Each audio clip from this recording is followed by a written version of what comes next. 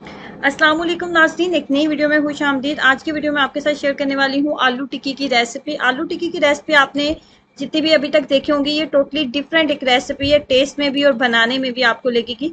तो कैसे बनाएंगे इस मज़ेदार सी रेसिपी को, आइए जानते हैं। इसमें सबसे पहले लेंगे 2 खाने के चम्मच कुकिंग ऑयल और इसके अंदर एक छोटे से साइज का प्याज कट करके आप ऐड कर देंगे। प्याज को हमने जो है लाइट से गुलाबी करना है, इसको थोड़ा नरम कर लेंगे प्याज को हम। फ्लेम को बहुत ज़्यादा हाई नहीं रखेंगे, मीडियम फ्लेम के ऊपर प्याज को हम अच्छे से इस तरीके से लाइट सा गुलाबी कर लेंगे। प्याज जैसे ही लाइट सा गुलाबी होगा तो इसके अंदर हम शिमला मिर्च को ऐड करेंगे। एक छोटे से साइज की शिमला मिर्च जो है वो मैं इसके अंदर ऐड करने वाली हूँ। अगर आपके पास गाजर, बंद गोभी, कोई सी भी सब्जी मौजूद है वो आप इसके अंदर ऐड कर सकते हो।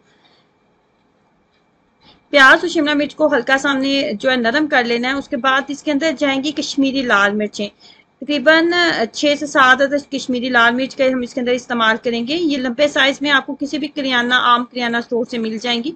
ये इस तरह की होती है। 7 से 8 अदद हम इसके अंदर डालेंगे। उसके बाद इसके अंदर जाएगा लहसुन और अदरक का पेस्ट। लहसुन और अदरक का पेस्ट के बाद इसके अंदर जाएगा सफेद सिरका, तकरीबन 2 खाने के चम्मच मैंने इसके अंदर सफेद सिरका ऐड किया है। सफेद सिरके की मिकदार बस इतनी हमने रखनी है इसके अंदर कि इसका एक अच्छा सा थिक सा पेस्ट बन जाए। जब सारा पेस्ट आपके पास बनेगा तो ये तकरीबन 2 से 3 खाने के चम्मच आपके पास पेस्ट जो है रेडी हो जाएगा। अब इस पेस्ट को भी प्याज और शिमला मिर्च के अंदर आप ऐड कर देंगे। अब यहाँ तक हमने जो है नमक का इस्तेमाल नहीं किया, नमक हमने नहीं डाला। तो सबसे पहले अब यहाँ पे हम नमक ऐड कर लेते हैं। नमक मैंने 1 चाय का चम्मच के बराबर मैंने नमक जो है इसके अंदर ऐड किया था।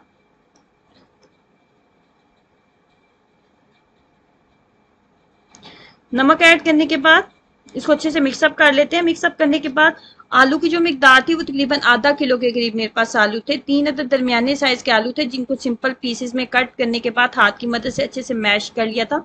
और आलू जो है वो हम इसके अंदर डाल देंगे।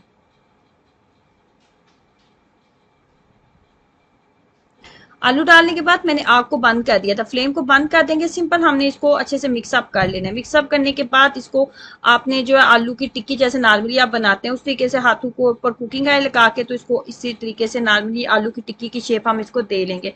उसके बाद ब्रेड क्रम्स का हम इस्तेमाल करेंगे। ब्रेड क्रम्स इसको एक्स्ट्रा क्रिस्पी बनाएंगे और खाने में आपको और ज्यादा टेस्टी लगेंगे। ब्रेड क्रम्स के अलावा मैं इसके अंदर जो है अंडे के साथ हम इसको जो है उसकी कोटिंग करेंगे। अंडा अगर आप स्किप करना चाहते हैं तो कर सकते हैं, सिर्फ ब्रेड क्रम्स भी आप लगा के इसको फ्राई कर सकते हैं। अगर आप वेजिटेरियन हैं और आप अंडे का इस्तेमाल नहीं करते तो आप अंडे को स्किप कर सकते हैं।